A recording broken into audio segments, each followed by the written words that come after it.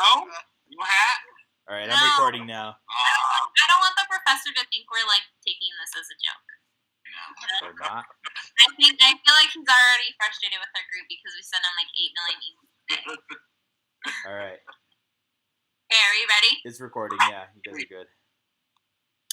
Hi, everyone, and thank you for joining our debate highlighting gift-giving behavior and behavior analysis. What's amazing about our group dynamic is that we are spread across the world. Our group is filled with diversities ranging from different ethnicities to differences of opinions to different work code ethics. We will be offering you an informal debate this evening. We have enjoyed preparing this presentation for you, and we hope you enjoy watching it. My name is Victoria Kelleher, and I am from Hawaii, and I'm the introducer for our group. I will be introducing each speaker along with their role during our debate tonight. I will also be touching on their different topics later in the presentation. Also joining us tonight is Edward Kamara from Maryland. He's a summarizer and researcher for the cons side of gift giving. And on the opposing side is Rafael Ochoa from Utah. Yes. He will be speaking on the pros side of gift giving. Later in the discussion, we will meet Cassie Lau, who is joining us from Hong Kong. She is our illustrator and will focus on the facts, graphs, and data to support each side's arguments. Finally, we will be meeting Chris Kendall from Indiana, and he's our fielder who will wrap up our debate with everyone's favorite part, the Q&As. So to begin, we must provide a little background of why this topic is so important to us and how it can cause some controversies depending on who you ask. Gift giving seems to be pretty innocent, right? Well, according to the BACB, section 1.06D, behavior analysts do not accept any gifts from or give any gifts to clients because this constitutes a multiple relationship. The members of our group have done extensive research over the past several weeks and found that giving and accepting gifts is not simple at all. In fact, we found that gift giving is a lot more complex, and we plan to go into complete detail about this tonight. To understand why gifts are a gray area, we must first understand what constitutes as a gift. So, according to Compter and Volleberg, in 1997, they labeled gifts as presents of a tangible form, including food, also lodging and care or help. Next, as behavior analysts, we also want to take into account the function of one's behavior in gift giving. Is it to gain attention? Is it to gain automatic reinforcement? Is it to escape something or someone? Is it to get a tangible, perhaps a gift in return? These are all important factors that we have researched and want to share with you to see all your thoughts on the matter. Although we could probably discuss this topic much longer, we have broken up our debate into 3 arguments. First, Rafael and Edward will talk about how clients giving gifts to therapists can aid in strengthening or hurting their working relationship. Second, we will touch on the different cultural aspects involved when gifting or receiving a gift. And finally, we will highlight the act in which a therapist gives their client a gift. Ask yourself this: is there ever really a good time to give or accept a gift? According to Compter and Volleberg, gift giving often serves as a cement of social relationships. So if our ultimate goal as behavior analysts is to work on social validity with our clients, are we hurting their social communication by taking away their desire to give us gifts? First up, to discuss his side of the argument, is Rafael. Rafael, can you explain how accepting gifts from the client and their family can aid in strengthening your working relationship? Thank you so much, Victoria, and thank you for that great introduction. So I believe as BCBAs and consultants, one of our biggest advantages is allowing us to give and receive gifts to build that rapport. And I think giving gifts and receiving gifts builds that rapport so well. So according to Compter and Volleberg, when clients give gifts or are given gifts, most clients feel affection. And with that affection comes enjoyment of spending time with that person. If that person is willing to spend more time with that other person, there will be a better opportunity to run targets, interventions, and have that trust from them. One of our biggest goals as BCBAs, as shown on Ethical Code 209, is to provide an effective treatment plan. So to be able to provide that most effective treatment plan, we have to gain their trust and build that. We can't do that unless we're using all our resources, and I think gift giving and gift receiving is one of those biggest resources that we have. Could you imagine having a client that's just getting used to you, just getting like that trust built, and they want to show you that gratitude that you've helped them with a gift? If you were to deny that, they would probably not want to trust you anymore. They wouldn't want to build that relationship anymore because they would feel like you're not invested the same way that they are. I personally have a story that I believe fits in very well with this scenario. When I was in college, I had a professor write a letter of recommendation for me just to be able to get into this program that I really wanted to get into. She wrote a great letter of recommendation. I loved it. I was so happy I got the position that I was looking for. And when I went to go thank her and give her a gift card that I had gotten at Starbucks, she denied. She said she could not accept this. There was no way, and did not explain anything about it. I felt very hurt. I felt like she did not appreciate what I had thought about her. She did not think that I was an important person. It did not feel good about me. And this was before I had learned about ethical codes and what she was doing. So in my head, I just believed that she didn't want to accept this gift from me. And I could just imagine a client feeling the same way. So thank you so much, Victoria. Those are some great points. I think now Cassidy has a couple of things that she wants to show us to back Raphael's claims. Cassidy? Yes, you're right. I will share the graph with you.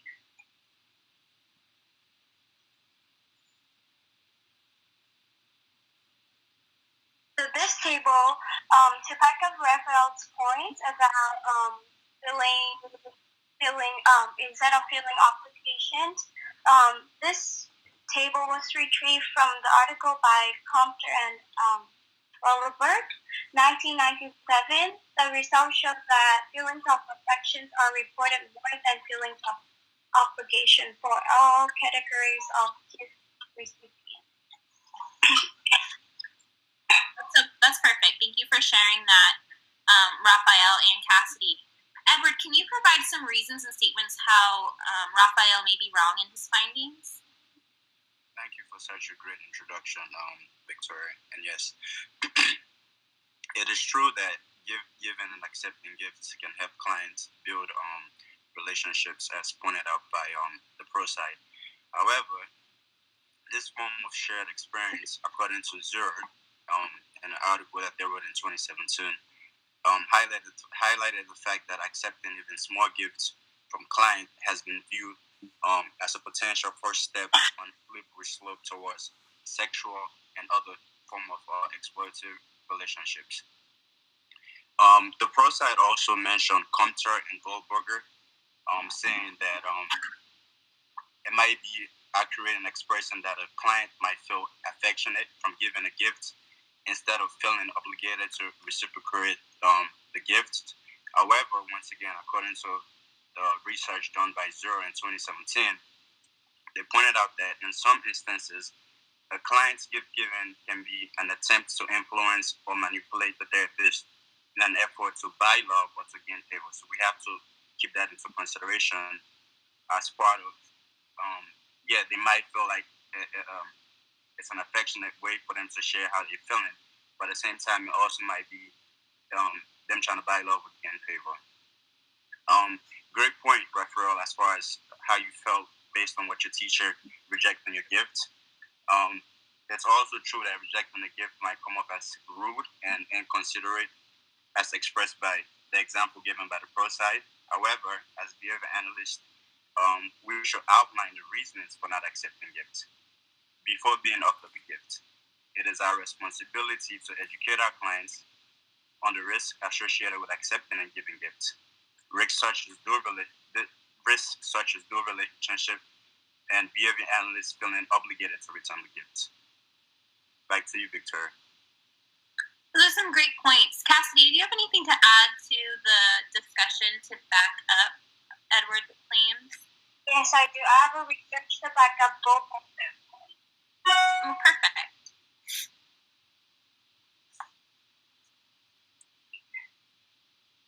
So this table was retrieved from the article by Wheat, Fordhead, Addington, and Barron, 2018.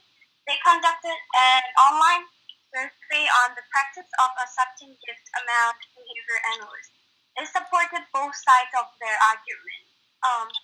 To back up Raphael's point, when participants were asked about whether refusing a gift would be offensive to clients, 44 of 57 indicated it would be offensive. Participants indicated that refusal could be offensive for cultural and therapeutic reasons. To support Edward's point, when asked if accepting a gift from clients would alter the relationship, 44 of 57 indicated that it would. Reasons that accepting gifts would alter the relationship include developing new relationship, obligation to return favor, and possibility of starting a slippery. Those are some really great points, and it looks like there's still kind of a gray area, seeing as those come from the same article. So next we're going to kind of talk about the cultural aspect. And I think it's safe to say, and we can all agree, that respecting someone's culture is essential for a working relationship. But as analysts, do we need to conform to the cultural norms of our clients, or does our professional and ethical code take priority? Raphael, what are your thoughts on this? Thank you, Victoria. So I believe when it comes to culture, it's very important as BCBAs that work with such a wide variety of people that we really take advantage of the position that we're in and we celebrate these cultures. Really, when it comes down to it, a lot of these families use culture and are part of that culture, and it's really important to them. So we must find a way to be able to celebrate it. According to the Compliance Code and Ethics Code 1.05, we have to find an effective way to be able to use culture. And if it affects the treatment plan at all, we have to find a way to fix that. So what that means is when it comes to culture, if there's anything like gift giving or a certain cultural aspect that we need to use, we need to find the best way to use that. It's all about being effective for the client. I personally work with a lot of Latino families, and I am Latino, so I know how those families work. And when it comes to gift giving, edibles is so important, and they want to find any way possible to try to give back to this therapist that's doing so much for their family. So by not accepting that gift of edibles or small gratitude gifts, you're disrespecting that family and telling them that you don't think that they need to give you this. They aren't important enough for you to accept this. So I always have to train the RBTs that are working with these families to accept it as much as they can, because it's so important to that family. And if you break that trust, they're not going to run programs and help us out in doing the best for that kid. Thank you, Victoria. Those are really great points. I'm curious to see your thoughts on this, Edward. It's true that Code 1.05 do talk about professional and scientific relationship, which state that BCBA must be aware of cultural and technical differences. However, Code 1.06 also says that due to potential harmful effects of multiple relationships, behavior analysts must avoid multiple relationships. Behavior analysts must always be sensitive to the potential harm effects of multiple relationships. If a behavior analyst finds that due to unforeseen factors, multiple relationship has arisen, they must seek to resolve these complications. With that being said, I agree with Bailey and Butch in the article written in 2016 on the idea that the client must conform to the culture of the behavior analyst rather than behavior analyst respecting the client's culture. I do, however, understand that it's difficult to build rapport without breaking Code 1.06 multiple relationship. However, as professionals, we must not be viewed as guests, but so much as trained professionals in the homes of the clients to provide a duty. As far as I know, doctors do not receive handwritten notes or cookies for providing such good jobs to their clients. I also feel as behavior analysts, we should feel that the services that we're providing and the strive that the clients are making should be all of the gratification that we need. As already stated, gifts are often an unspoken quid pro quo. Accepting a gift might mean that you also have to provide a gift to the client. Based on a research conducted by Sheehan, Wen, and Ware in 2010, they found that Asians are more likely than North Americans to refuse small gifts that are offered to them. And the reason for this being is that they do not want to feel the need to reciprocate the gift. Based on personal experience, actually last year, during Christmas time, before being aware of Code 1.06, I was offered a $50 gift card by a client's parents.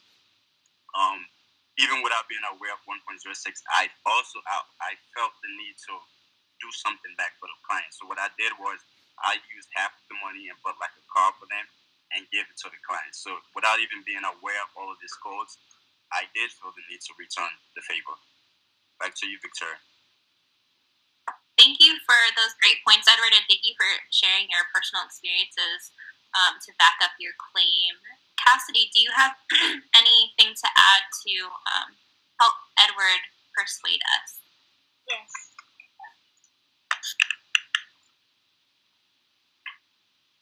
So this table was retrieved from the article by Chan Wire to understand how people with different cultural backgrounds would respond to gift accepting. 26% of Canadian participants will let a friend pay for a taxi fee when given a hypothetical situation, whereas only 9% of Hong Kong participants would make that choice.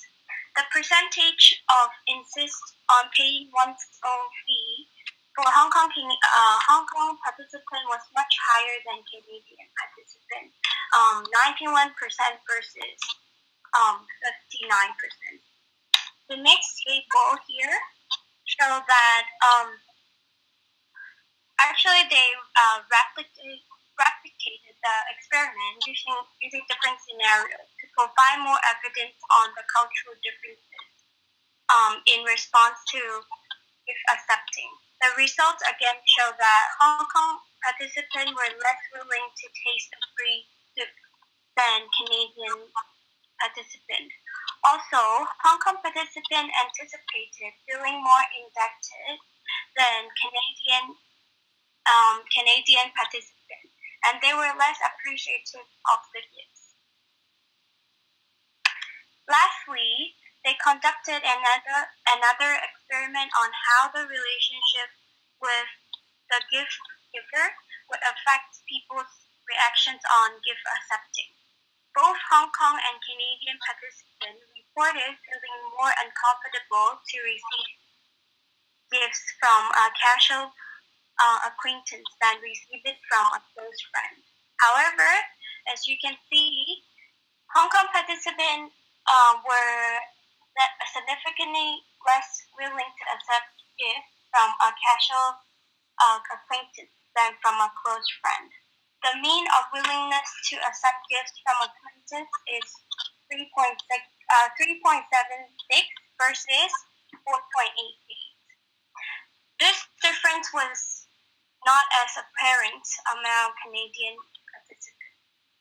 In terms of feelings of indebtedness, Hong Kong participants also anticipate feeling more indebted than Canadian participants when the gift was given by a casual acquaintance. Awesome. Thank you so much, Cassidy, for sharing with us those margins. So lastly, we've discussed how giving and receiving gifts is against our ethical code guidelines, but where does building rapport come into play with all of this? So as you know, part of building rapport can include sometimes giving our clients toys, food, and other tangibles in order to pair. Would this constitute as a multiple relationship, and are we being unethical in this practice? So, Raphael, what are your thoughts on this? Thank you so much, Victoria. And I do not believe that we're being unethical if we are giving these gifts. I think that is one point that we don't discuss enough when we're talking about the ethics of gift giving. The fact that BCBAs are constantly bringing things to the table like edible reinforcers, toys, little small items for the kid to use, that is something that would be considered a gift, and we do it so much that I don't see why we can't allow it to be a little bit bigger and make bigger gifts available for these kids. If our main point is to make an effective program for these kids, we need to use any resource possible. I personally have had issues trying to pair with kids and have found that gift giving was the perfect way to fix that problem. One time I had a client, I had been with them for about 3 weeks. For those 3 weeks, every session that I had with them for about 3 hours was filled with tantrums and violence, and there was no work being done.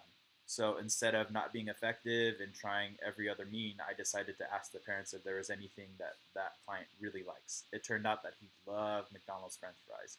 So I decided, since it's on the way to work, I'd grab him a large fry, take it to the client's house, and try to use it and see if it would work. That session was the first time I was able to run any programs. It worked perfectly. And at the end of the session, I mentioned to the client that if he is able to continue this behavior, I will keep bringing French fries.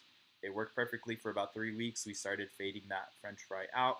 It turned into once a week to once a month to eventually we didn't have to have that. But that rapport had built up so well that there was no need for an edible reinforcer anymore. So I think to have that option to be able to give the client something that will help them pair with you, and since we're BCBAs, being able to fade that eventually is a really important thing, and that's why I think gifts should be allowed to be given.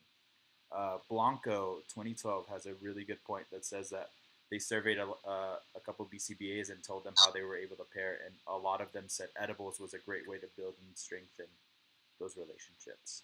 Thank you, Victoria.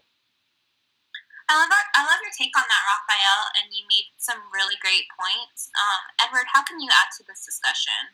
I definitely believe that when it comes to therapists providing gifts to clients, it can be a blurry line. But I do believe that the parents should be the one providing those reinforcements to the kids as far as they buy.